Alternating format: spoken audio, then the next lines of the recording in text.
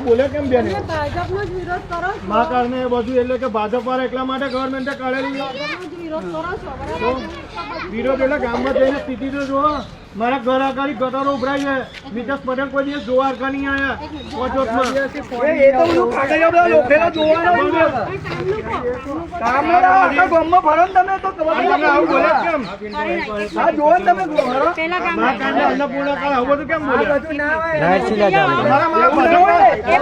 તમે બોલે અમે જાગૃત નાગરિક તરીકે બોલી શકીએ ને અમે ગામના જાગૃત નાગરિક તરીકે બોલી શકીએ તમે એવું કોણ કેમ બોલો તમે એકદમ બોલો કે દાદાગીરી કરતા ને અમે ખાલી પરસોત્તમ રૂપાલાનો વિરોધ કરીએ એટલે અમે કહીએ એનો મતલબ એવું તમને ગોભારી એક થયું ને એનો મતલબ શું થયું અને તમે અમને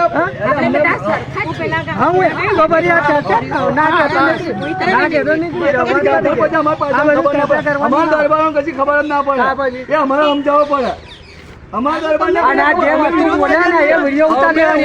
જાગૃત નાગરિક તું હાલ ડેપ્યુટી સરપંચ હાલ ડેરીનો ચેરમેન છું જાગૃત નાગરિક તું ગામમાં કઈ રીતે કરું મને ખબર છે હાલ તમે જોવો તે દિવસ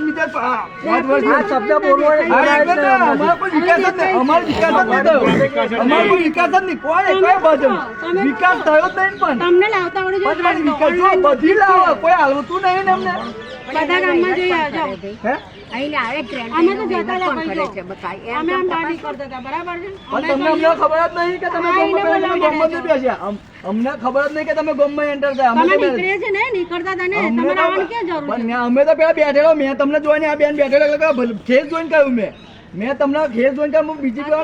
પુરુષોત્તમ જોડે જાવ ને પુરુષોત્તમ રૂપાલા પણ કાપાવો તમે ટિકિટ તમે ટિકિટ કપાવો તમે ટિકિટ કપાવો પણ તમારે ટિકિટ કપાવવાની તમારે ગોમડે ભરવાનું છે તમારે ગોમડે ભરવાનું છે અમારે ફરવાનું નહીં તમારે ગામમાં પાછું પ્રવચન કરવા જવાનું તો તમારે કહેવાનું હોય ને તો રૂપાલાની ટિકિટ તમે એક ટિકિટ નહીં કપાવવાનું દરબારોનો વોટ જોઈએ છે તમારે શું બંધ કરવાનું ભાઈ તમે નહીં જોઈતા તો ભાઈ તમારે આવવાનું ના હોય લખેલું છે દરબારનું ને અમારે લખેલું છે અમને લખેલું છે બોલો બેન તમે ઓળખો છો એટલે શૈલેષ કાકા બેસી હતા તમે જોયા